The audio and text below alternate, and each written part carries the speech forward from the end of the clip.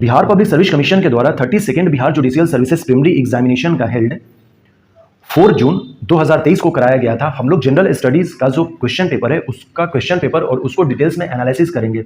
Bihar public service commission की जो other examination है जो बिहार पब्लिक सर्विस कमीशन के द्वारा लिस्ट आती हैं उनके लिए यह क्वेश्चन पेपर काफी इंपॉर्टेंट होगा, क्योंकि इसी तरह के क्वेश्चंस एग्जामिनेशन में पूछे जाते हैं बिहार पब्लिक सर्विस कमीशन के द्वारा। जनरल स्टडी की बात करें जुडिशियल सर्विसेज की, तो इसमें टोटल 100 क्वेश्चन पूछे जाते हैं। यह जो क्वेश्चन पेपर है वो सेट ए है। स्टार्ट करते हैं क्वेश्चन नंबर 1 से। The capital of Magadh kingdom was Rajagiri. Correct answer is Rajagiri. यहां पर मगध किंगडम का मतलब है जो 16 महाजनपद है उनमें 16 महाजनपद में 3 जो है महाजनपद बिहार में थे, जिसमें कि एक मगध था जिसका कैपिटल राजगिरी है, फिर दूसरा वज्जी था जिसका कैपिटल वैशाली था, तीसरा अंग था जिसकी कैपिटल चंपा थी। तो यह 16 महाजनपद के बारे में पूछा गया है। मगध किंगडम जो मगध साम्राज्य था उसकी स्थापना हर्यंक वंश के द्वारा होती है, जिसके संस्थापक बिंबिसार थे। Next question number 2। Which of the following is written both prose and poetry, so Yajurveda is the correct answer. Question number 3। Indian Napoleon के बारे में पूछा गया है। काफी फेमस क्वेश्चन है। समुद्रगुप्त को एज अ इंडियन नेपोलियन हम लोग जानते हैं। क्वेश्चन नंबर 4 में पूछा गया है नॉट करेक्टली मैच्ड। इधर बायोग्राफीज है और इधर अथर्स है। जैसे बाल चरित्र आनंद भट्ट के द्वारा लिखा गया है, बुद्ध चरित्र अश्व घोष के द्वारा लिखा गया है, हर्ष चरित्र बाण भट्ट के द्वारा लिखा गया है। ये तीनों पुस्तक काफी फेमस है।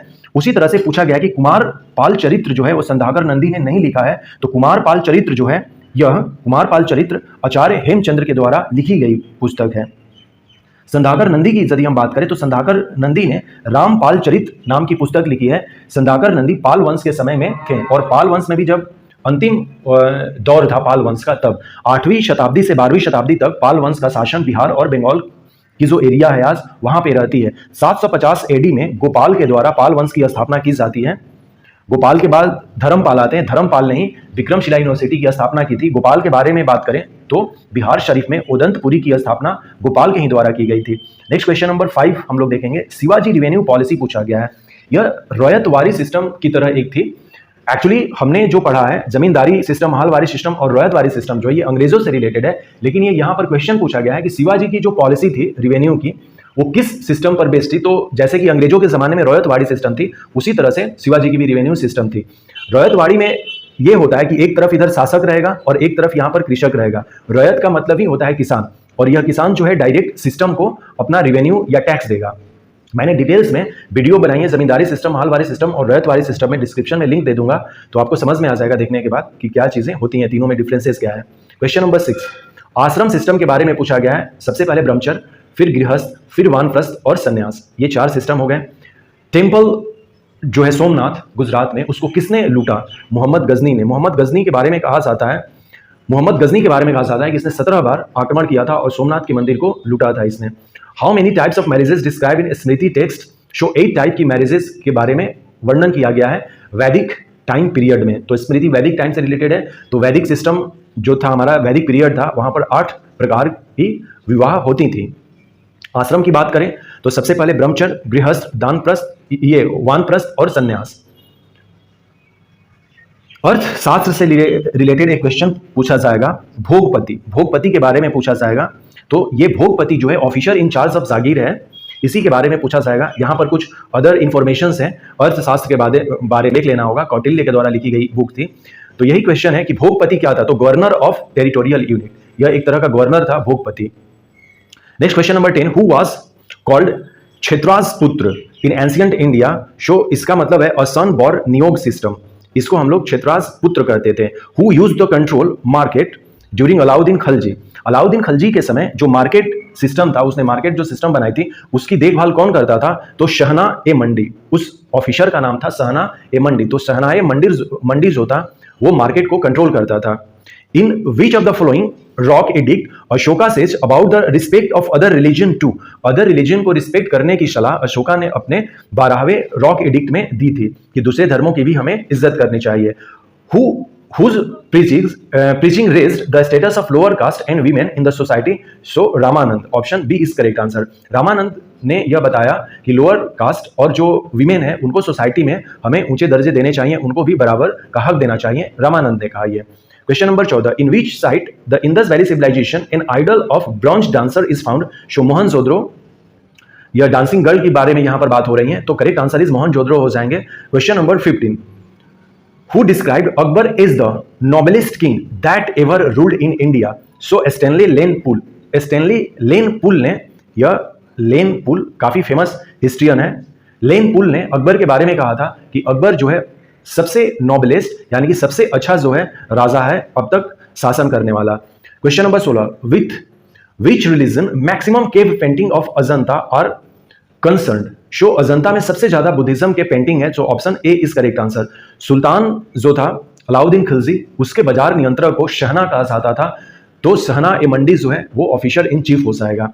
Next question number 17, who wrote many love poems dedicated to lord Krishna? शोरस Khan, option C is correct answer. Oldest Indian school philosophy Sankhya, हमारे पास 6 इंडियन स्कूल्स हैं जिसमें से कि सांख्य जो है वो सबसे ओल्डेस्ट इंडियन स्कूल है। इसमें हमें यह भी जान लेना होगा कि जो 6 स्कूल है उनको उनके संस्थापक या उसको प्रमोट करने वाले कौन थे, जैसे कि योग को पतंजलि ने किया था, न्याय को गौतम ने किया था। इसी तरह से हमें यह जानने की कोशिश करनी चाहिए कि 6 स्कूल जो हैं उनके संस्थापक कौन थे। और लेकिन यहां पर क्वेश्चन पूछा गया था कि oldest Indian school of philosophy, so Sankhya, option B is correct answer.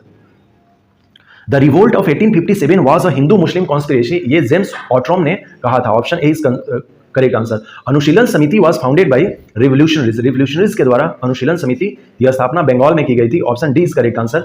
Next question number 21, by which name sultan Firoz Shah Tughlaq translated Sanskrit work into Persian? So Dalail Firoz Shahi, Dalail Firoz Shahi, option A is correct answer.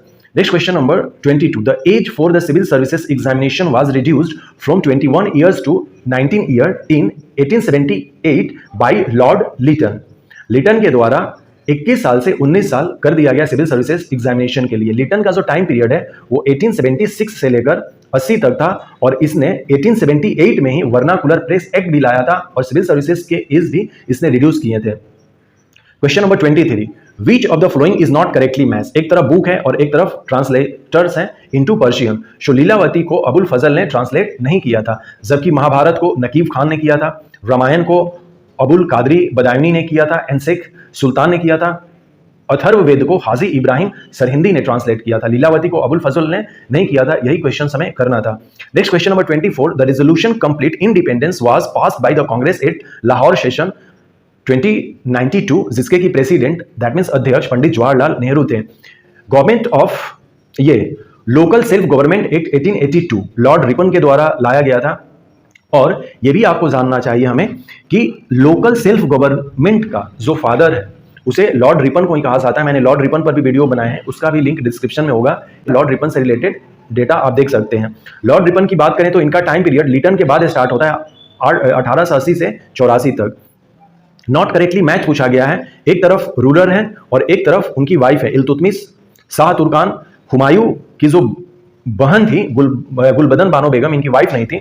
Sher Shah Lord मलिका और अकबर रकिया सुल्ताना बेगम, ये इनके वाइफ के names हैं। तो कई बार इस तरह के भी क्वेश्चंस पूछे जा सकते हैं। काफी फेमस क्वेश्चन है ये और काफी कंट्रोवर्शियल क्वेश्चंस रहेगा। बिहार पब्लिक सर्विस कमीशन के द्वारा हर एक एग्जाम में 1 या 2 क्वेश्चंस इस तरह के दिए जाते हैं जो हमें आता है लेकिन हम उसको गलती करते हैं। जैसे एक क्वेश्चन ये है, Mahatma Gandhi decided to start the Dandi March on. Question में कहा गया है डिसाइडेड टू स्टार्ट, लेकिन मोस्ट ऑफ ऑल जो स्टूडेंट होंगे जिन्होंने दांडी मार्च पढ़ा होगा उन्होंने 12 मार्च 1930 लगाया होगा, लेकिन finally Bihar public service commission के द्वारा अब आंसर जो है वो 11 मार्च 1930 कहा गया है। और इसमें बताया गया, अभी जस्ट हम लोग देख लेंगे उसके आंसर को कि आंसर में उन्होंने क्या कहा है बीपीएससी के द्वारा। तो इस तरह के क्वेश्चंस के लिए हमें तैयार रहना चाहिए। यहां पर डिसाइड लिखा है ना, तो वही यहां पर बताया गया है कि 12 मार्च से तो स्टार्ट कर दिए, लेकिन एक दिन पहले ये डिसीजन हुआ कि नहीं अब हम लोग दांडी मार्च करेंगे। Who wrote India wins freedom? So Maulana Abul Kalam Azad, option D is correct answer. Asiatic societies जो कि 1784 में इसकी एस्टेब्लिश हुई थी, विलियम जोन्स के द्वारा हुई थी। वारेन हेस्टिंग्स के बारे में हम लोग देख लेते हैं। इसका टाइम पीरियड 1774 से 1785 तक होता है as a governor general of Bengal, लेकिन शासनकाल जो है वो 1772 से स्टार्ट हो जाता है वारेन हेस्टिंग्स का as a governor of Bengal. लेकिन 1773 का जो रेगुलेटिंग एक्ट आता है वो कहता है कि अब जो गवर्नर ऑफ बंगाल है वो अब गवर्नर जनरल ऑफ बंगाल कहलाएगा। He is considered as the father of judicial services in India. First Anglo Maratha war जो है यहीं पर होती है। ट्रीटी ऑफ सालाबाई जो है इसी समय होती है। ट्रीटी ऑफ सालाबाई जो है 1782 में होती है।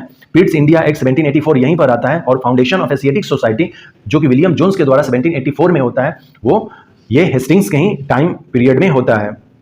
तो हम लोगों ने ये सारी चीजें देखें वारेन हेस्टिंग्स के बारे में। और वारेन हेस्टिंग्स के बारे में एक और चीज फेमस है, ये पहला और एक ऐसा मात्र ओनली गवर्नर जनरल था जिसके लिए इंपीचमेंट चला था इंग्लैंड में।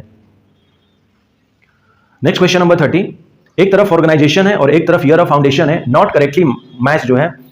साइंटिफिक सोसाइटी जो है 1860 में इसकी स्थापना नहीं हुई थी, जबकि रामकृष्ण मिशन की 1897, वेद समाज 1864, रहनुमाई मजदाशंस सभा 1861 में हुई थी।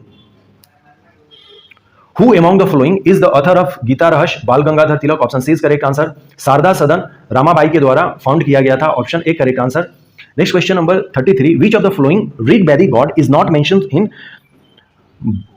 बाग हाजोइक इंस्क्रिप्शन, जो टर्की में है, वोगा कोई, इस तरह से हम लोग कहेंगे। अग्नि के बारे में मेंशन नहीं है, जबकि इंद्र, वरुण और मित्र के बारे में मेंशन है। वोगा कोई इंस्क्रिप्शन जो कि टर्की में है प्रेजेंट डे में। Who became the Sultan of Delhi after the death of Balban? Show Kaikubad, option C is correct answer. Who was Panini? तो यह ग्रामेरियन हो जाएंगे। पाणिनि ने अष्ट अध्याय की रचना की थी जो कि संस्कृत का ग्रामर है, तो इसलिए हम लोग पाणिनि को कहेंगे ग्रामरियन यानी कि व्याकरणविद। Next question number 36, intensity of earth is measured by which of the following? So seismograph is correct answer. Match करना है लिस्ट 1 विथ लिस्ट 2। एक तरफ कुछ इंस्ट्रूमेंट है और फिर दूसरा हमें मेजर करना है, जैसे कि स्टेथोस्कोप जो है, स्टेथोस्कोप से हम लोग फॉर हियरिंग हार्ट बीट हम लोग मेजर करते हैं, डॉक्टर अपने कान में लगाकर इससे करते हैं। एस्फेगोमेनोमीटर से मेजर ब्लड प्रेशर हम लोग करते हैं। लक्स मीटर से इंटेंसिटी ऑफ लाइट करते हैं, और थर्मोमीटर से टेम्परेचर को हम लोग मेजर करते हैं, इसलिए option A is correct answer. Next question number 38, in which of the following process solar energy being converted into chemical energy show photosynthesis? option C is correct answer. question number 39, assertion और reason based question है, जैसे कि assertion में यहाँ दिया हुआ है कि a person standing on a rotating stage suddenly slows down the stage by spreading his arms. reason में कहा गया है कि by spreading arms of a person its motion of inertia increase and angular velocity decreases. Both assertion and reason correct है, लेकिन are जो है उसको एक्सप्लेन नहीं कर रहा है, so correct answer is option A is correct answer. Geostationary satellite orbit at constant height, option B is correct answer. Geostationary satellite जो होते हैं 36,000 किलोमीटर अर्थ के सरफेस से ऊपर होते हैं, और यदि एग्जैक्ट पूछ लिया जाए तो 35,786 किलोमीटर हम लोग कर सकते हैं। क्वेश्चन नंबर 41, लिस्ट 1 को लिस्ट 2 से हमें मैच करना है, और इसमें से हमें चूज करना है कि not correctly match.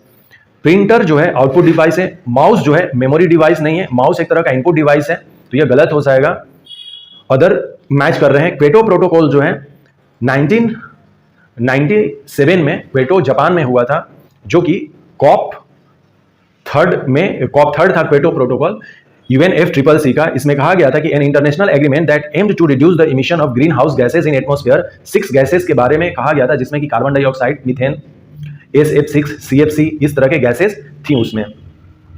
Correct answer quantum computer हो जाएगा इसका। Question number 43। Question number 44, functions of insulin is to decrease the blood sugar, option D is correct answer.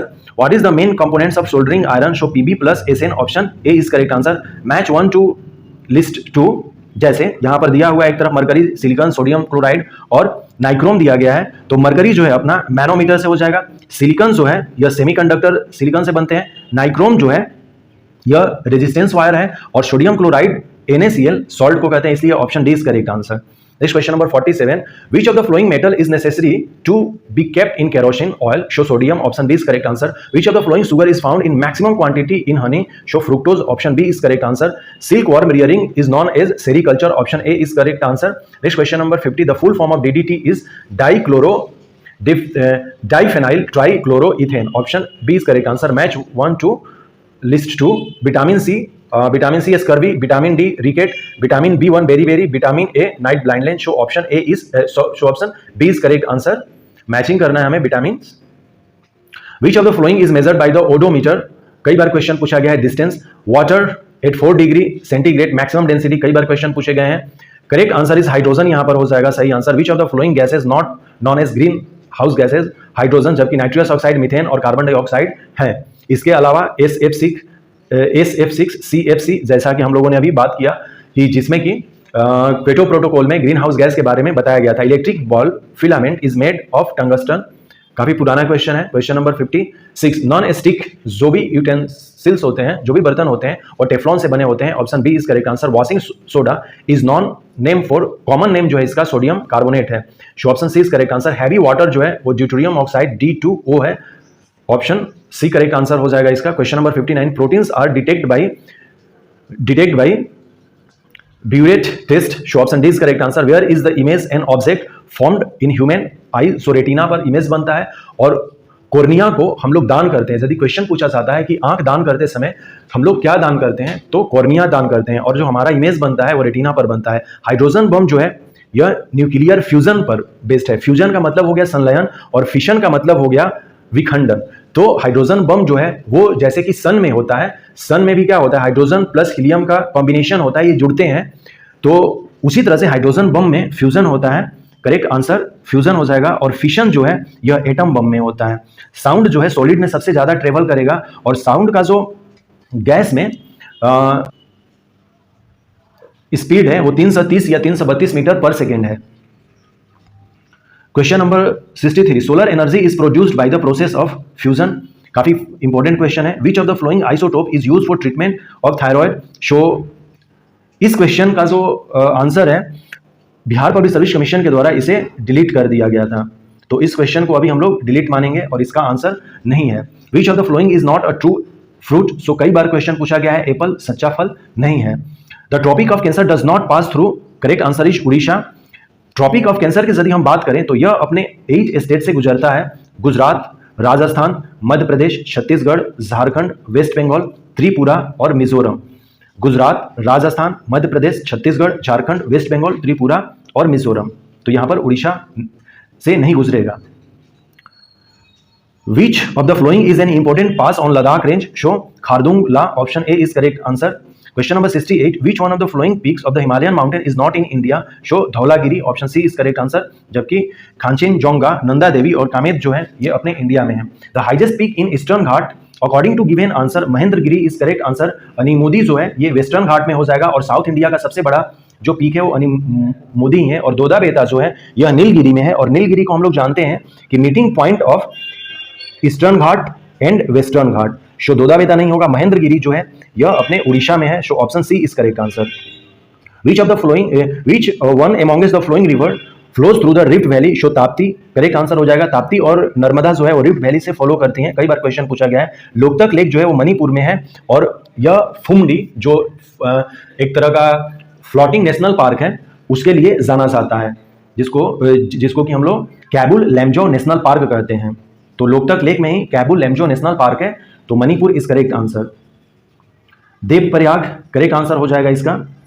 The Wainganga and Penganga are tributary of river Godavari, option A is correct answer. Which of the following is not correctly match पूछा गया है। एक तरफ mines है और एक तरफ state है। दांतेवाड़ा जो है मध्य प्रदेश नहीं, दांतेवाड़ा जो है यह छत्तीसगढ़ में हो जाएगा। सो correct answer option A is correct answer. Which of the flowing state is leading producer of cotton in India. Show correct answer is Gujarat. Which of the flowing state is the largest producer of mica, Andhra Pradesh, option C is correct answer. Which of the following port is landlocked harbor, so Visakhapatnam, option B is correct answer. हमारे भारत में total 12 major port हैं, जिसमें से कि एक विशाखापट्टनम भी है, मुंबई भी है, एनोर भी है और तूतीकोरिन है।